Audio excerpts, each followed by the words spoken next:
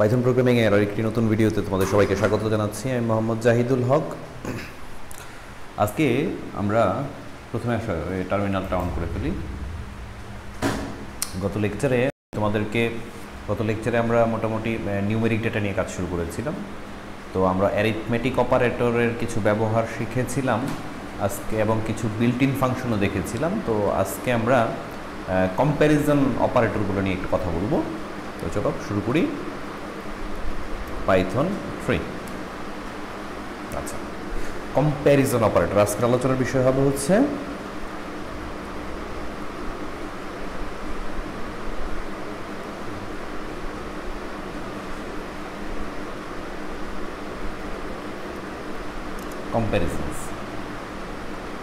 Comparison operator, মানে বিভিন্ন ভেরিয়েবলের মধ্যে কম্পেয়ার করার জন্য। কম্প্যারিজন বানানটা অনেক ঠিকই আছে, কম্প্যারিজন অপারেটর। চলো শুরু করি। তো প্রথমে হচ্ছে যে আমরা দেখব, যেমন আমরা একটা ভেরিয়েবল নিলাম, ভেরিয়েবলটা কী হতে পারে, ভেরিয়েবলের দরকার নেই, আমরা দেখার চেষ্টা করি একটু রাইট অর রং। যেমন প্রিন্ট করলাম আমি বললাম হচ্ছে যে 3 ইকুয়াল 2, যে 3 এবং 2 এই দুইটা হচ্ছে সমান। এই কথাটা আমরা বললাম। এই কথাটা কি সত্য না মিথ্যা? এটা কোনোভাবেই সত্য না, ফলস, এটা সম্ভব না। কম্পেয়ার করলাম আমরা, এখানে আসলে কিন্তু 3-এর মান 2-এর মান মানে ইকুয়াল মানে হচ্ছে কম্পেয়ার করা, যে দুইটা ভ্যালু থাকবে, দুইটা ভ্যালুকে কম্পেয়ার করা, যে সত্য আর মিথ্যা, যে এটা ঠিক হচ্ছে কি হচ্ছে না। তো 3 এবং 2 তো কোনোভাবেই ঠিক নেই, ঠিক না? আবার আমরা যদি এরকম লিখতাম যে 3 ইকুয়ালস হচ্ছে 3, তাহলেও কম্পেয়ার করে কি বলতো, হ্যাঁ এটা এটা এটা সত্য। কিংবা আরেকভাবে যদি আমি দেখি, যেমন আমি নিলাম হচ্ছে নাম্বার 1 নামের আমি একটা ভেরিয়েবল ডিক্লেয়ার করলাম, এটার মধ্যে আমি মান দিলাম হচ্ছে 23, এবং আমি আরেকটা ভেরিয়েবল নিলাম, এটা হচ্ছে নাম্বার 2, এবং এটার মধ্যে আমি একটা লিখলাম হচ্ছে 32।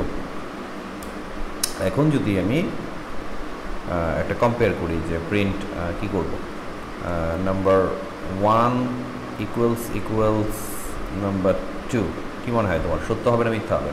কোনোভাবেই সত্য হওয়ার সুযোগ নেই। তারপরে দেখি আমি ফলস, সত্য হবে না। আচ্ছা, এটা হচ্ছে দুইটা নিউমেরিক ডেটা সমান কিনা সেটা দেখার জন্য। এরা অসমান কিনা, যেমন মনে করো সমান তো না, তাহলে অসমান কিনা সেটা আমরা কীভাবে দেখতে পারি? সেটা আমরা দেখতে পারি এভাবে, আবার প্রিন্ট করে নিলাম, সেটা হচ্ছে তুলনাটা করব। এটা হচ্ছে নট ইকুয়াল টু, সরি এটা হচ্ছে নাম্বার 1, হ্যাঁ, আর একটা হচ্ছে নাম্বার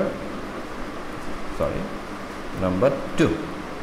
এখন আমরা দেখব যে নাম্বার 1 এবং নাম্বার 2 অসমান কিনা। আর একটা ছিল ইকুয়াল দুইবার যদি ইকুয়াল সাইনটা দিই তাহলে কম্পেয়ার করবে দুইটা সমান কিনা। আর একটা আশ্চর্যবোধক চিহ্ন এবং একটা ইকুয়াল সাইন যদি আমরা দিই তাহলে কম্পেয়ার করবে এরা অসমান কিনা। তো এটা কী হওয়া উচিত? অবশ্যই ট্রু, এটা অসমান। এবার একটা ডিরেক্ট ডাটা নিয়ে আমরা দেখতে পারি, যে প্রিন্ট আমরা করলাম হচ্ছে 3 নট ইকুয়াল 2, এই কথাটা কি সত্য হবে না? হ্যাঁ, অবশ্যই কথাটা সত্য হবে, ট্রু। আরেকটা জিনিস আমরা দেখব, যেমন আমরা লিখলাম হচ্ছে প্রিন্ট, প্রিন্ট। তো আমরা কি করলাম, যেমন এখানে নিলাম হচ্ছে নাম্বার 1, তো নাম্বার 1-এর মধ্যে রয়েছে 23। তো আমি বললাম এটা হচ্ছে number 1 is bigger then number 2, is it right or, এটা কি ট্রু অর ফলস? নাম্বার 1-এর মধ্যে আমি জানি 23 রয়েছে এবং নাম্বার 2-এর মধ্যে রয়েছে 32, তার মানে এই কথাটা সত্য না? হ্যাঁ, number 1 is bigger then number 2, এই কথাটা মানে নাম্বার 1 নাম্বার 2-এর চেয়ে বড়, গ্রেট দেন, এটা হচ্ছে গ্রেট দেন সাইন। হ্যাঁ, তো গ্রেটার দেন সাইনটা যদি দিই আমরা তাহলে অফকোর্স এটা ফলস হবে, ঠিক না? আবার যদি এই কথাটাকে একটু উল্টায় লিখি আমি, গ্রেটার দেনের জায়গায় যদি দিই হচ্ছে স্মলার দেন, হ্যাঁ, এই চিহ্নটা হচ্ছে কম্প্যারিজনের আরেকটা অপারেটর, এটা দুইটা ভেরিয়েবলের মধ্যে কে ছোট, মানে প্রথমটা বড়টা দ্বিতীয়টার চেয়ে ছোট, এই কথা যদি বলে, হ্যাঁ এটা ট্রু। আচ্ছা, একই সাথে গ্রেটার দেন ইকুয়ালসও আমরা ঠিক করতে পারি। যেমন মনে করো আমরা লিখলাম হচ্ছে গ্রেটার দেন ইকুয়ালস, তাহলে কি কথাটা সত্য হবে? তাহলেও কথাটা সত্য হবে না। আমরা একটা কাজ করি, যে এইখানে যদি লিখে ফেলি হচ্ছে নাম2 ইকুয়ালস নাম্বার 2-তে রয়েছে হচ্ছে, এটাকে 23 করে দিলাম। তো এই মুহূর্তে নাম্বার 2-এর ভ্যালু কত হয়ে গেল? 23 হয়ে গেল। যে মুহূর্তে লিখলাম নাম্বার 2-এর ভ্যালু 23 হয়ে গেল।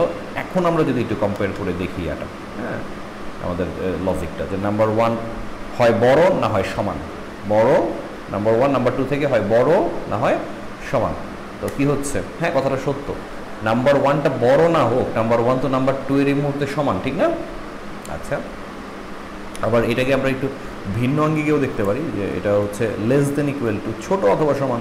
হ্যাঁ, এটাও কিন্তু সত্য হবে, কারণ এটা ছোট না হোক, এটা ছোট না কিন্তু এটা সমান, ঠিক আছে না?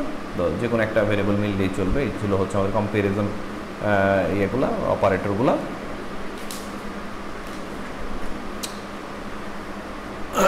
আচ্ছা, এখন আসো একটা রিয়েল প্রোগ্রাম করে দেখি যে এই যে অংশগুলো আমরা করলাম এটা কতটুকু কাজ করতেছে।